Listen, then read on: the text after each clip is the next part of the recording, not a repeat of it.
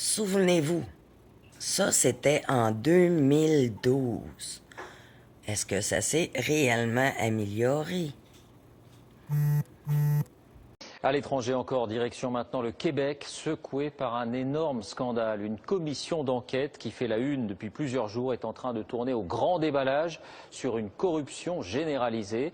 Tous les gros contrats publics auraient donné lieu à des dessous de table, des entrepreneurs, mais aussi des politiques sont dans le viseur. Nicolas Bertrand, Nathalie Dubose.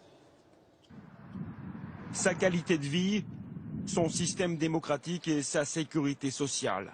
Le Québec, une belle province, souvent citée en exemple. 30 millions de touristes par an et des milliers d'étrangers, dont beaucoup de Français, qui s'y installent chaque année. Pourtant, depuis quelques semaines, le Québec vit au rythme des révélations fracassantes, dont ce qui apparaît déjà comme un scandale historique. Lui était au centre de ce réseau mafieux.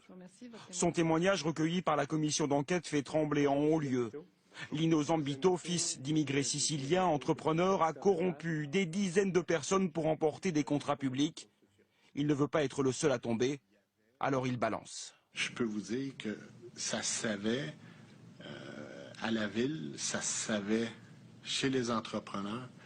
Les fournisseurs étaient au courant. C'est pas juste 5-6 personnes qui étaient au courant. L'industrie y était au courant.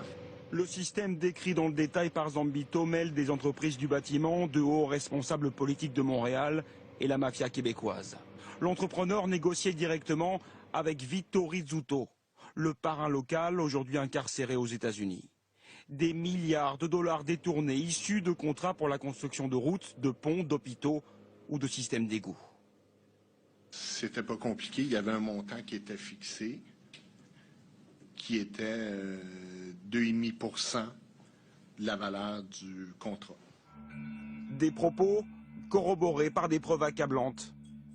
Sur ces vidéos, on voit les dirigeants des principales entreprises de construction qui se relaient dans l'arrière-salle de ce bar, le quartier général de la pègre locale où la police avait placé des caméras cachées.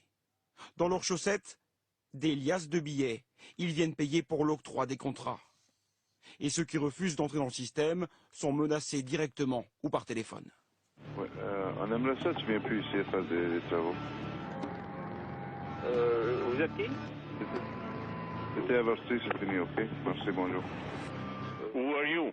The guy that's gonna make you eat out of a straw for 6 months if you don't go pay him. The next time I break your head. Okay? You fucking clown. Don't laugh at me. Mais ce n'est pas tout. Toujours selon Zambito, 3 autres % de tous les contrats partaient directement dans les caisses noires du parti du maire de la ville, Gérard Tremblay. D'autres noms sont cités à de nombreuses reprises. Celui de l'ancienne vice-première ministre, Nathalie Normandeux, et d'autres. Tous mis en bloc. Pour ce spécialiste des réseaux mafieux, les pratiques, sans doute toujours en cours au Québec, sont dignes des pires heures de l'Italie. Le clan Rizzuto, c'est 150 hommes en armes qui contrôlent la diaspora, qui a des complicités politiques, qui a des complicités dans ce qu'on appelle la bourgeoisie mafieuse, c'est-à-dire un corps social fait des professions libérales, médecins, géomètres, etc.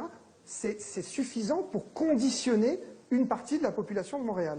Les travaux de la commission Charbonneau vont se poursuivre dans les prochaines semaines. Le grand déballage est lancé.